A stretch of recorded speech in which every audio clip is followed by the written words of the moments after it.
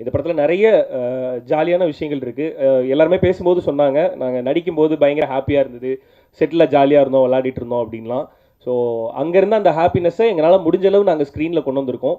So அது கண்டிப்பாக மக்களை என்டர்டெயின் பண்ணும் அப்படின்னு நம்புகிறோம். அண்டு ஒரு முக்கியமான விஷயத்த ஷேர் பண்ணிக்கணும். இந்த படம் கதை கேட்ட உடனேயுமே இது உடனே ஷூட் போகிறோம் அப்படின்னோம். நாங்கள் நினச்ச மாதிரியே உடனே ஷூட் போனோம். யுவன் சங்கர் ராஜா சார் மியூசிக் அப்படின்னு சொல்லி தான் என்கிட்ட கதை சொன்னார். நினச்ச மாதிரியே யுவன் சங்கர் ராஜா சார் எனக்கு 2வது படத்தில் மியூசிக் போட்டார். விச் இஸ் நான் ரொம்ப பிளஸ்டாக ஃபீல் பண்ணுறது அதுதான். யுவன் சாரோட மியூசிக்கில் என்னோட 2வது படமே அமைஞ்சிருக்கு அப்படின்றது. ஸோ நினச்ச மாதிரியே அதுவும் நடந்தது. நினச்ச மாதிரியே நாங்கள் 29 நாளுக்குள்ளார படம் பண்ணி முடித்தோம். நினச்ச மாதிரியே நாங்கள் எல்லாமே பண்ணிகிட்டு இருந்தோம். ஸோ நம்ம நினைக்கிறது எல்லாமே நடந்துட்டா வாழ்க்கை அவ்வளோ சுவாரஸ்யமாக இருக்காது. அப்படி நாங்கள் நினைக்காம வந்தது தான் இந்த கொரோனா. கிடச்சிதுன்னா வேறு மாதிரி பண்ணுறோம். ஸோ அதனால கொஞ்சம் டிலே ஆச்சு. நாங்கள் பிளான் பண்ணபடி படத்தை ரிலீஸ் பண்ண முடியாமல் தள்ளி போச்சு. அது எல்லாமே ஒரு நல்லதுக்கு அப்படின்னு நினைக்கிறேன். ஏன்னா இத்தனை நாளில் நிறைய விஷயங்களை மக்கள் எல்லாருமே ஃபேஸ் பண்ணியிருப்போம். நிறைய ஸ்ட்ரெஸ்ஸு, நிறைய பிரச்சனை இருந்திருக்கும். அது எல்லாத்தையுமே ஃபேஸ் பண்ணி வந்திருப்போம்.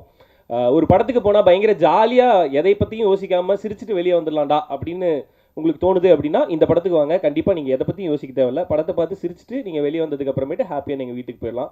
அப்படி ஒரு படம் பண்ணியிருக்கோம். ஸோ அது கண்டிப்பாக உங்களை என்டர்டெயின் பண்ணும் அப்படின்னு நாங்கள் நம்புகிறோம். ஸோ ப்ளீஸ் எல்லாரும் கண்டிப்பாக தியேட்டருக்கு வாங்க. ஜாலியாக இந்த படத்தை பார்த்து என்ஜாய் பண்ணிட்டு போங்க. ஃபேமிலியோடு வரலாம். குழந்தை அண்ட் உங்களோட ஃபேமிலியோட மொத்தமாக வந்து பார்த்து ஹாப்பியாக வெளியே போகிற மாதிரி ஒரு படம். ஸோ எல்லோரும் தியேட்டருக்கு வாங்க. அண்டு இப்படி நின்னோடனையுமே எல்லோரும் நன்றி சொல்லுவாங்க. என்னோட டீம் எல்லாருக்குமே நன்றி. தனித்தனியாக ஒவ்வொருத்தர் அப்படின்னு சொல்லணும்னு இல்லை, இது ஒரு ஃபேமிலி. இந்த படம் ப்ரொடியூஸ் பண்ண ஆரம்பித்தோடனே எனக்கு 2 அண்ணனுங்க கிடைச்சாங்க. டைரக்ட் பண்ண ஆரம்பித்தோடனே ஒரு டீச்சர் கிடச்சாரு. அவர்கிட்ட ஒர்க் பண்ணும்போது ஒரு ஸ்டூடெண்ட் ஃபீல் தான் இருந்தது. நிறைய கற்றுக் கொடுத்தாரு அவர். ஆக்சுவலி உண்மையிலேயே அவர் ஒரு டீச்சர். மீடியா ஸ்டூடெண்ட்ஸ் நிறைய பேருக்கு பாடம் எடுத்திருக்காரு. ஸோ இந்த படம் எடுக்கும்போது எனக்கும் நிறைய பாடம் எடுத்திருக்காரு. அது எல்லாத்துக்குமே தேங்க்யூ சார்.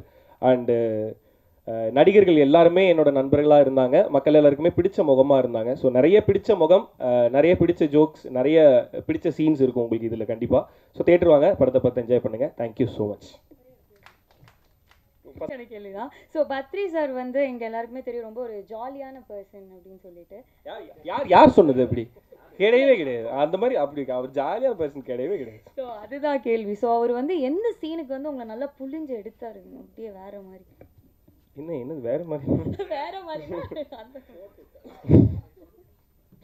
இல்லை, ஒரு ஜாலியான அவர் எடுத்த 3 படத்தில் செமபோது ஆகாத கம்ப்ளீட்டாக ஒரு ஜாலியான படம். பானா காத்தாடியிலுமே நிறைய ஜாலியான சீன்ஸ் இருக்கும். இது ஃபுல் அண்ட் ஃபுல் ஒரு காமெடி படம். ஆனால் எனக்கு சந்தேகமே என்னென்னா இவர் எப்படி காமெடி படம் எடுக்கிறாரு அப்படின்றது தான். ஏன்னா அவர் ரொம்ப சீரியஸான ஒரு பர்சன், ரொம்ப ஸ்ட்ரிக்டான ரொம்ப சீரியஸான ஒரு டீச்சர். ஸோ அவர்கிட்ட இருந்து அதான் ரொம்ப ஸ்ட்ரிக்டாக இருக்கவங்க தான் ரொம்ப serious comedy is a serious business அப்படின்னு அடிக்கடி சொல்லுவாங்க. ஸோ அந்த பிஸ்னஸை ரொம்ப சீரியஸாக பண்ணக்கூடிய டேரக்டர் அவர் ஜாலியான பர்சனில் கிடையவே. உங்ககிட்ட ஜாலியாக பேசினாரா?